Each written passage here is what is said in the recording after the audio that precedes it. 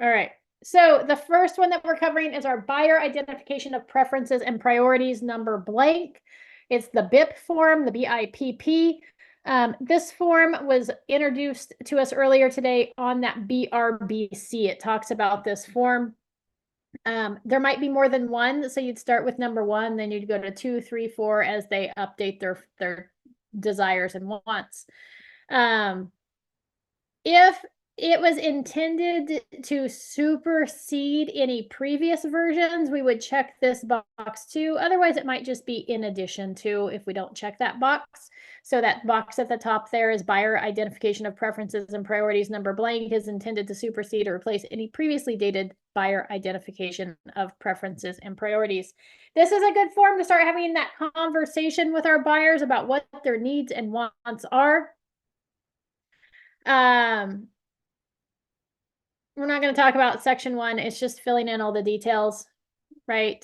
And then identification of buyer preferences. Buyer and broker agree that it is beneficial for both, to both if buyer identifies in writing buyer's preferences and priorities for the purchase of property.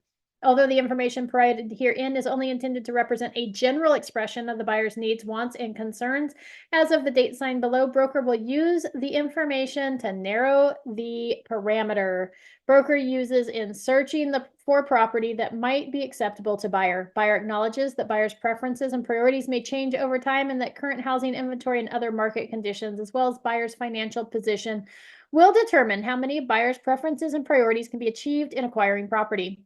Many buyers ultimately make compromises when choosing which properties to make offers on and acquire. It is buyer's responsibility to determine whether any property meets some, all, or enough of buyer's preferences and priorities. What a fabulous introduction to this form. I like the introduction because it outlines in plain terms to a buyer that, hey, here's your wish list, basically, but we may need to compromise on some things. Buyer's preferences and priorities, they would check all that apply. What price range are they looking in? What property use, primary residence, secondary, income producing, relative or personal use, or other property type, property features, right? It even has, which kind of surprises me, it outlines school district there. Also, it says accessibility and disability features. So that also surprises me just a little bit, but it's on there, but it allows us to be able to do that. So location and other, right? Anything else, any other features or matters of concern are important to buyer, whether based on previous experience, prior offers, expectations, intended future use, financial ability to make repairs or improvements, or otherwise. So there you go. Financial or preferences and priorities. Super Is cool this form. is this going to be is this a mandatory form? It is not a mandatory form. It's just mentioned in the BRBC. If you check the box, then it becomes mandatory, but the default on the BRBC is not mandatory. But I would absolutely couple this with my BRBC in my buyer presentation because this helps to narrow down what they're looking for. I'd like to go over this. I'd read this paragraph to them out loud, or at least know how to summarize it so that I can do that. Confidentiality, the preferences and priorities identified herein are intended as confidential information that is as a term is defined in civil code, regardless of agency relationship in any transaction involving buyer and broker. These preferences and priorities will not be disclosed to any seller or seller's agent except as buyer authorizes broker.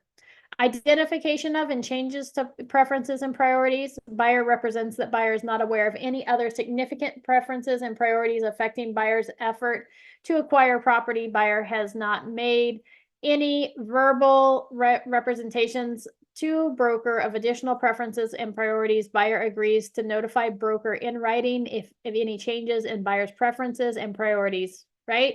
So super cool. It also says buyer understands, acknowledges, and agrees that broker cannot guarantee that a property will meet any or all of buyer's preferences and priorities, and that it is buyer's responsibility to determine to what extent any property meets buyer's preferences and priorities. This form right here, just so you know, I was in a lawsuit last year. I think we finished up this year. I think it really started last year, but maybe, I don't remember. It was so drawn out. Anyways, It was all hinged on the fact that my buyers said that I communicated that the property met all their needs, and it in fact did not. Okay. If we had gone to court, I think we would have won, but you know, insurance companies, they like to settle outside of court. So that's what we did. We came to a settlement outside of court through the arbitration and mediation process. But if they had signed this form and outlined what their things were, then the lawsuit would have been null and void. So protect yourself with your buyers, use this form. There's my my 2 cents on it. The only thing they really changed on this form was they added buyer identification and affecting, but this is a newer form. I actually think this form came out in June, but I could be wrong. But anyways, it was updated here in July. So I believe it came out in June of 24. Buyer identification of preferences and priorities. It's a BIP form. Any questions about this form? That was a lame lawsuit. Oh, if you only knew. It was so lame. And you know, the clients were clients that I would have said we were family. I've done multiple transactions with them, like in the teens of transactions with them and their family. They didn't even warn me ahead of time. They did have a lawsuit against the seller. I will agree that the seller failed to disclose some information that would have been pertinent to their purchase. However, they looped me into it as well. Lame lawsuit. So don't get sued. There's my summary. And it doesn't matter how careful you are, you can always get sued. All right, so there's the BIP form. We're going to move on to our buyer BMI form. And no, it doesn't stand for BMI as like your body mass index. This is buyer material issues, like the same thing, really, for a specific property. This one couples with your, it's mentioned in your BRBC as well.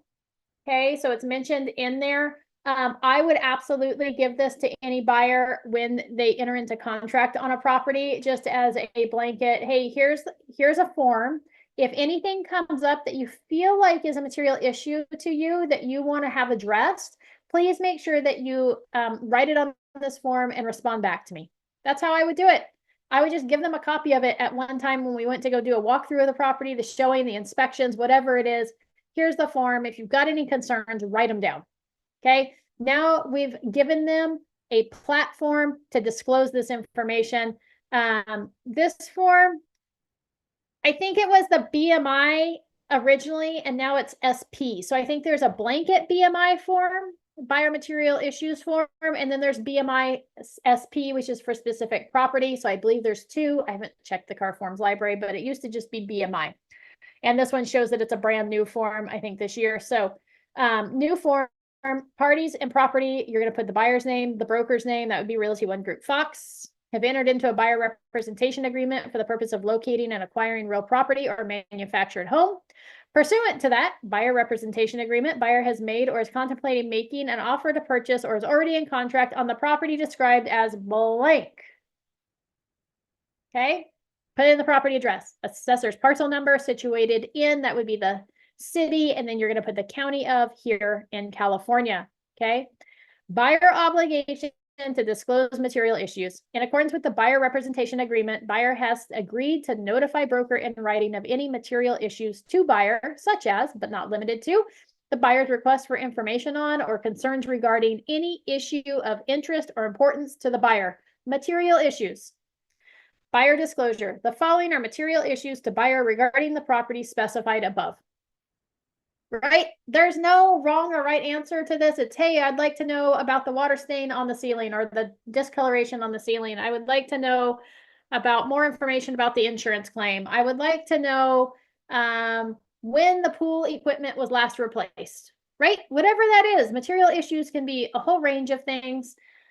They would write them down in here. Buyer represents that buyer has disclosed to broker all material issues regarding the features, issues, concerns, and requirements important to the buyer and their decision to purchase the property. Buyer additionally agrees that broker is entitled to rely on buyer's disclosure of material issues and broker's representation of buyer and in pursuing and disclosing the requesting information about the property. It just gives us a formal way for them to make those requests. By signing below, buyer acknowledges that buyer has read, understands, accepts, and received a copy of this buyer material issues for a specific property. Buyer signs, broker signs. Whew. That's that form. It's not specifically new because we've always had the BMI form, but now it's specific property. And I would absolutely, it's mentioned in the BRBC as the way that the buyer should get answers to questions and concerns, be able to voice their material issues. So we should absolutely be giving buyer a copy of this form. Any questions about the BMI-SP form? No. No. All right. Moving on to the next form. By the way, if you're watching this on replay, feel free to throw it in the comment section. It should notify me that there's a question so I can get back to you. The last form that we're going to talk about is the buyer financial and personal information. All of these forms are forms that are mentioned in the BRBC form, the buyer representation and broker compensation form. That's why I've grouped them all together, not to mention the fact that we're running out of hours in the day and I don't want to be doing this at 10 o'clock at night. So the BFPI form is the buyer financial and personal information form. In the past, on our BRBC, we've glossed over the financial disclosure portion that says that buyer is going to get information to the lender or the lien holder, whoever, the lender, mortgage broker, within 5 days of the contract. But now here's what's shifting. We are filling out the BRBC with the expectation that the buyer is going to pay us for the job that we're doing for them. I mean, we're going to hope that we can negotiate their commission or the commission being covered by the seller or by third parties. However, if it's not, our expectation is that the buyer is going to pay that, which means that we need to know financially where they stand or where their cash is coming from. So this BFPI form is absolutely mentioned in the BRBC. The default is that the buyer will turn it into us within 5 days of the signed BRBC. There's an extra box that you can check that causes it to be included with the form. I would have the buyer fill this out with the form. Otherwise, you may not ever actually get it back. And your only recourse really is to cancel the BRBC, which is not the goal. All right. Parties at the top, again, it's going to be buyer and broker. So broker, Realty One Group, Fox. You're going to put the, yep. Is this one mandatory? This one is mandatory. Okay. I mean, technically, it's been mandatory for a while, or this information's been mandatory for a while. Nobody ever follows through on it. It says in the BRBC that the buyers are going to provide this information on this form. So I would say it's mandatory. I don't know if it's actually going to be mandatory in compliance, but I would make it mandatory for my buyers so that I knew that they were financially able to cover my commission. Keep in mind here that on all these forms, it talks about the buyer representation agreement dated and then beginning on. Okay, so in case your BRBC, your representation period begins after the date's going to be the date in the upper left-hand corner of the first page of the BRBC. And the beginning date is going to be the date that's stated on the BRBC or the date that the last buyer signed it. Okay, so I might have prepared this on the 18th of July. I may have presented it to the buyers on the 19th of July, and my date for my representation period may be like the 19th of July through, I can do 3 months. So July, August, September, October 19th. And then my buyers may not have actually signed it until the 20th. It doesn't go into effect until their signature date. So when we look at the agreement dated, that's going to be the date in the upper left-hand corner that's printed on the form. Beginning on is the date that the representation period actually begins. Okay. But financial and personal information. Buyer and broker agree that it is beneficial for both if buyer identifies in writing buyer's financial condition and personal information that broker can use in assessing and identifying properties that may be satisfactory to the buyer. If buyer does not qualify to purchase the type of property for which the buyer is interested, the buyer and broker may mutually alter the terms of the representation agreement, or broker may cancel that agreement. Property financing information. Where applicable, check all that apply. A is the amount of deposit available, right? Good faith deposit, that's important. Amount of down payment available.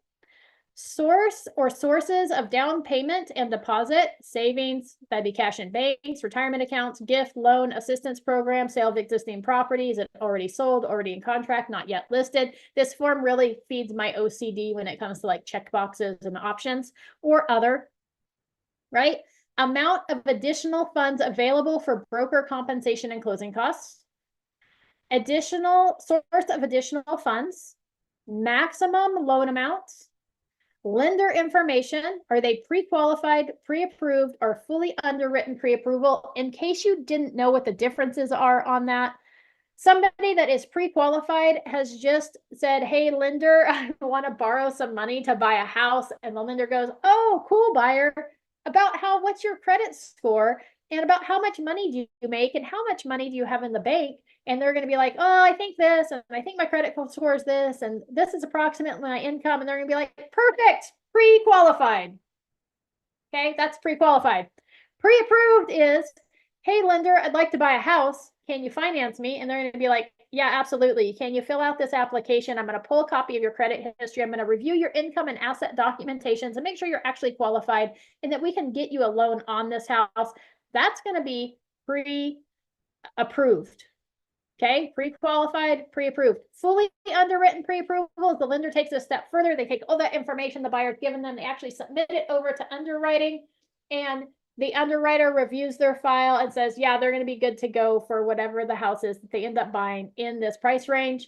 So that's a fully underwritten pre-approval. We know what kind of conditions they're going to ask for, except as it relates to the property. So we're fairly confident they can get a loan. Oftentimes when you are fully underwritten pre-approved, that means that we can probably go in without a loan contingency because the underwriters already reviewed their file. Now, in case you forget what's pre-qualified and what's pre-approved, I always go to the what's fully underwritten, and it's a fully underwritten pre-approval, which means the pre-approval is really what we want.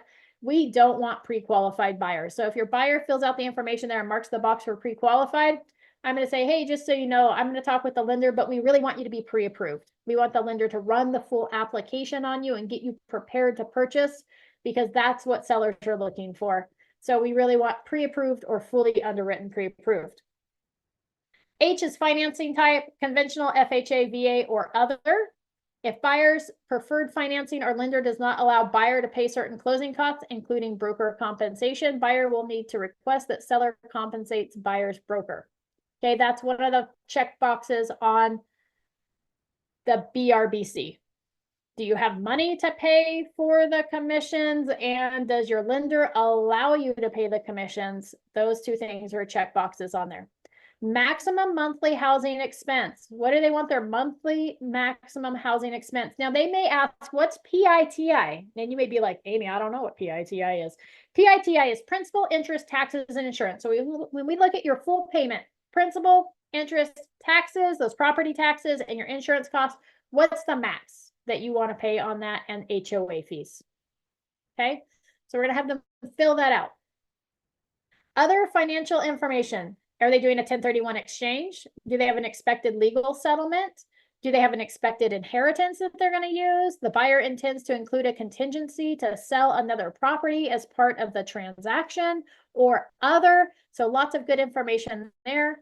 Do they currently own or rent or other their house, right? Other might be they live with family, just for the record, in case you're like, what's the other option? Property, they might be homeless. Property ownership experience, first-time home buyer, number of properties previously purchased. They got 1, 2 to 5, more than 5, and number of properties currently owned. All great information that we should all be asking our buyers anyways. Real estate related experience, real estate broker, real estate salesperson, contractor, real estate investor, or trade, right? That'd be like plumber, electrician, landscaper. What's their job? Time constraints, job relocation, sale of existing home, school start date. When do they want to be in their new home? Reasons for purchase, right? This is going to dig into their why. And then other. Who else really likes the information on this form? I'll raise my hand. I think it's a fabulous form. I think we should be using this with each and every buyer in existence. All right. Confidentiality, the financial and personal information here identified herein is intended as confidential information, and that term is defined in Civil Code 2079.13, regardless of agency relationship in any transaction involving buyer or broker. The information will not be disclosed to any seller or seller's agent except as buyer authorizes broker. Identification of and changes to financial and personal information. Buyer represents that buyer is not aware of any other financial and personal information that would affect buyer's effort to acquire property. Buyer has not made any verbal representations to broker of additional financial and personal information. Buyer agrees to notify broker in writing of any change to the buyer's financial and personal information. All right, there we go. Any questions on the buyer financial and personal information form, the BIPP? I can't even make it sound cool. The BFPI. No. Everybody's good? No. Fabulous. So we just covered, Daniel, you came in late, so you can watch the replay on it. It will be in the Foxhole group immediately. But we just covered the BFPI, which is this buyer financial and personal information. We covered the BMI, which is the buyer material issues for a specific property. Technically, it was the BMI-SP. And we covered the BIPP, the BIP form, which is the buyer identification of properties, of preferences and priorities. Okay, buyer identification of preferences and priorities when it comes to properties. I would absolutely include all three of these forms as part of my practice. I think it's a good thing to do. That brings us to the end of our 4 o'clock forms. At 5 o'clock, we're going to hop back in and cover the COBR, I can't do it, the COBR, the MBIP, which is the cancellation of buyer representation, and the notice of broker involved properties. Both forms, we're going to whiz through those pretty fast. So I would anticipate it taking about 15 minutes. So I'll see you all back at 5 o'clock, and that will wrap up our forms for today. I'm probably going to come back and redo some of the forms we talked about yesterday, just so there's a quick and easy reference for them in the Foxhole group as we begin navigating this change of forms and change of the way that we're doing our real estate business. Thanks everyone for joining me. I'll see you at 5.